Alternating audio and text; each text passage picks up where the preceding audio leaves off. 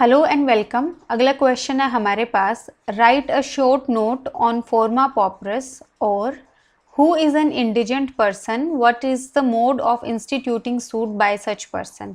तो ये क्वेश्चन जो है दोनों ही फॉर्म्स में आ सकता है। ये क्वेश्चन हमारे पास BGS 1979, HJS 1999, 2009, MPCJ 1996, UPCJ 1986, 1988, 1997 और 2016 में पूछा गया है। आंसर हम स्टार्ट करेंगे इंट्रोडक्शन से। इंट्रोडक्शन में हमारे पास प्रोविजन आ गया। ऑर्डर 33 जो है वो प्रोवाइड करता है फाइल करने के लिए सूट बाय इंडिजेंट पर्सन, पर जो पर्सन्स जो हैं जो बहुत ही पुअर हैं और नहीं अफोर्ड कर सकते हैं कोर्ट फीस, उनको अलाउ किया जाता है सर्टेन कंडीशंस के अंडर कि वो फाइल कर सकते हैं सूट को बिना कोर्ट फी पे किए, जो कैलकुलेट की जाती है कोर्ट फीस एक्ट के अंदर। और ये जो है पे की जाती है at the time of presentation of plaint, जब प्लेंट प्रेजेंट की जाती है। ऑब्जेक्ट क्या है? जो ऑब्जेक्ट है इस प्रोविजन के पीछे वो है प्रोटेक्ट करना जो बोनाफाइड क्लेम है किसी इंडिजेंट पर्सन का, सो दैट वो जो है प्रिक्लूड ना किए जाएं एक्सरसाइज करने से अपनी लीगल रेमेडीज जो ओ करते हैं। मतलब कि उनके जो स्ट्रेंड इकोनॉमिक कंडीशंस हैं उनकी वजह से उनकी जो लीगल रेमेडीज हैं वो प्रिक्लूड ना हो जाएं, इसलिए हमारे पास ये जो है प्रोविजन है। नेक्स्ट आगे इसमें हमारे पास मीनिंग क्या है इंडिजेंट पर्सन का। जो एक्सप्लेनेशन 1 है हमारे पास ऑर्डर 33 रूल 1 का, वो प्रोवाइड करता है कि एक पर्सन जो है वो इंडिजेंट पर्सन होगा अगर पहला आज्ञा अगर वो पोजेस्ड नहीं है सफिशिएंट मींस के साथ, जो इनेबल करता है उसको कि वो पे करे जो फीस प्रिस्क्राइब्ड है लॉ के द्वारा उस प्लेंट के लिए उस सूट में, या फिर अगर कोई भी फीस प्रिस्क्राइब्ड नहीं है तो वो इंटाइटल्ड नहीं है किसी भी प्रॉपर्टी का जिसका वर्थ 1000 रुपीज़ है। दोनों ही केसेस में जो प्रॉपर्टी एग्जम्प्ट की गई है अटैचमेंट से एग्जीक्यूशन में डिक्री की, और जो सब्जेक्ट मैटर है सूट का वो भी एक्सक्लूड किया जाएगा। ये आ गया हमारे पास एक्सप्लेनेशन 1 रूल 1 में। केस आ गया इसमें हमारे पास union of India versus Khadir international construction 2001 supreme court का केस है।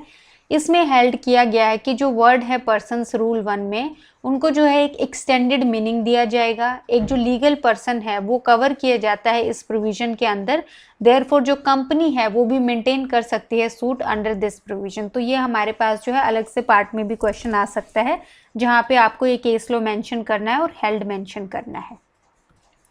नेक्स्ट आगे इसमें हमारे पास प्रोसीजर क्या है इंस्टीट्यूट करने का प्रॉपर सूट। तो ऑर्डर 33 जो है वो ले डाउन करता है प्रोसीजर जो फॉलो किया जाएगा जहाँ पे सूट इंस्टीट्यूट की जाएगी इंडिजेंट पर्सन के द्वारा। पहला आ गया कंटेंट क्या होंगे एप्लीकेशन के। रूल 2 जो है वो रिक्वायर करता है इंडिजेंट पर्सन को कि वो फाइल करेगा एप्लीकेशन सू करने के लिए एज इंडिजेंट पर्सन, जो फॉलोइंग पर्टिकुलर्स कंटेन करेगा। पहला आ गया पर्टिकुलर्स जो रिक्वायर्ड हैं इन रिगार्ड टू जो प्लेंट है सूट्स में, तो जो भी प्लेंट की रिक्वायरमेंट्स है वो होनी चाहिए। दूसरा आगे एक शेड्यूल देगा किसी भी मूवेबल और इमूवेबल प्रॉपर्टी के जो बिलोंग करती हैं एप्लीकेंट को उनकी एस्टिमेटेड वैल्यू के साथ। तीसरा आ गया सिग्नेचर और वेरिफिकेशन जो रिक्वायर्ड हैं ऑर्डर 6 रूल 14 और 15 के द्वारा। सेकंड आ गया इंक्वायरी और एग्जामिनेशन जो चीफ मिनिस्ट्रियल ऑफिसर है कोर्ट का, ये हमारे पास प्री का भी क्वेश्चन है। ये जो है कोर्ट का ये कंडक्ट करेगा एक इंक्वायरी जो मीन्स है एप्लीकेंट के, और जो कोर्ट है वो एग्जामिन कर सकता है एप्लीकेंट को रिगार्डिंग जो मेरिट्स हैं क्लेम के और क्या क्या उसकी जो प्रॉपर्टी है एप्लीकेंट की। नेक्स्ट आ गया इसमें हमारे पास तीसरा दैट इज नोटिस और हियरिंग। जो कोर्ट है वो इशू करेगा नोटिस ऑपोजिट पार्टी को और गवर्नमेंट प्लीडर को, और जो डेट जो है वो फिक्स की जाएगी रिसीव करने के लिए एविडेंस एज जो एप्लीकेंट है वो अड्यूस कर सकता है प्रूफ जो है अपनी इंडिजेंसी के। जो कोर्ट है वो देन एग्जामिन करेगा विटनेसेस को अगर कोई है तो जो प्रोड्यूस किए जाएंगे किसी भी पार्टी के द्वारा, और उनके आर्ग्यूमेंट सुनेगा और अलाउ या रिजेक्ट करेगा जो है एप्लीकेशन को। फोर्थ आ गया इसमें हमारे पास रिजेक्शन ऑफ एप्लीकेशन किन किन ग्राउंड्स पे हो सकता है। तो रूल 5 जो है वो फॉलोइंग ग्राउंड्स बताता है जिन पे रिजेक्ट हो सकती है एप्लीकेशन एज इंडिजेंट पर्सन। पहला आ गया अगर वो फ्रेम्ड नहीं है और प्रेजेंट नहीं की गई है उस मैनर में जो प्रिस्क्राइब्ड है रूल 2 और रूल 3 के द्वारा। दूसरा आ गया जहाँ पे एप्लीकेंट इंडिजेंट पर्सन ही नहीं है। तीसरा आ गया जहाँ पे जो एप्लीकेंट है उसने 2 महीने next before the presentation of application जो है प्रेजेंट करने के 2 महीने बाद जो है डिस्पोज कर दी है कोई भी प्रॉपर्टी फ्रॉडुलेंटली, और ताकि वो जो है अप्लाई कर सकते परमिशन के लिए, सू करने के लिए इंडिजेंट पर्सन। तो फाइल करने से 2 महीने पहले जो है प्रॉपर्टी सेल आउट कर दी गई है ताकि वो जो है इंडिजेंट पर्सन के अंडर जो है फाइल कर सके प्लेंट। फिर आ गया प्रोवाइडेड कोई भी एप्लीकेशन जो है रिजेक्ट नहीं की जाएगी, इवन जो वैल्यू है प्रॉपर्टी की जो डिस्पोज ऑफ की गई है एप्लीकेंट के द्वारा उसको अगर अकाउंट में लिया जाए तब भी वो जो है इंटाइटल्ड होगा to sue as indigent person. तो ये हमारा प्रोवाइजो आ गया इसका। नेक्स्ट आ गया इसमें हमारे पास जहाँ पे उसके एलिगेशंस जो हैं वो शो नहीं करते हैं कॉज ऑफ एक्शन। नेक्स्ट आ गया जहाँ पे उसने एंटर किया है अग्रीमेंट में किसी के साथ कि सब्जेक्ट मैटर को लेके जो प्रपोज सूट का है, जिसमें कोई भी पर्सन जो है वो ऑब्टेन कर रहा है कोई भी इंटरेस्ट जो है सब्जेक्ट मैटर में। नेक्स्ट आ गया जहाँ पे एलिगेशंस जो प्लेंटिफ ने दिए हैं एप्लीकेशन में वो शो करते हैं कि सूट जो है वो बार्ड है बाय लॉ।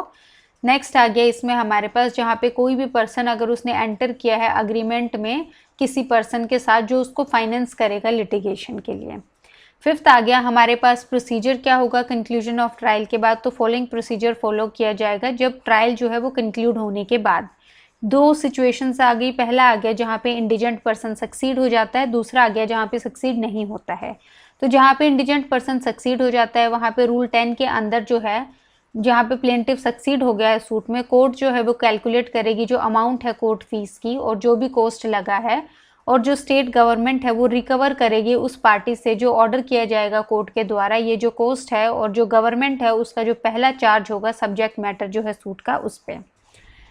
नेक्स्ट आ गया इसमें हमारे पास जहाँ पे इंडिजेंट पर्सन जो है वो फेल हो जाता है। तो जहाँ पे प्लेंटिफ फेल हो जाता है अपने खुद के फॉल्ट से या फिर सूट अबेट हो जाती है तो कोर्ट जो है वो ऑर्डर कर देगा उसको पे करने के लिए कोर्ट फीस, और जो कोर्ट जो भी कॉस्ट है वो इंडिजेंट पर्सन ही जो है वो पे करेगा। ये रूल 1111A में है।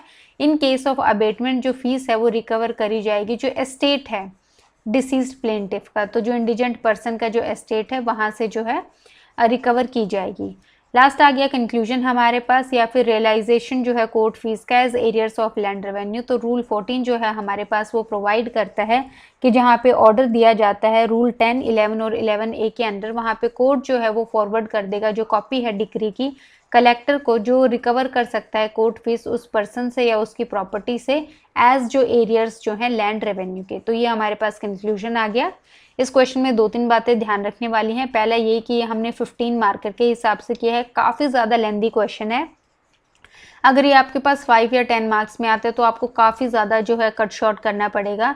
इवन 15 मार्कर में भी हमने काफ़ी ज़्यादा जो है कट शॉर्ट किया है। अगर ये 20 मार्कर क्वेश्चन आता है तो आप इसमें ऐड कर सकते हैं 2 हेडिंग्स और, जहाँ पे जो एप्लीकेशन अलाउ की जाती है उसके बाद का प्रोसीजर और जहाँ पे रिजेक्ट की जाती है उसके बाद का प्रोसीजर, और तीसरा आ गया हमारे पास रेवोकेशन ऑफ एप्लीकेशन या फिर रिवोक वो जो है किस बेसिस पे की जा सकती है एप्लीकेशन।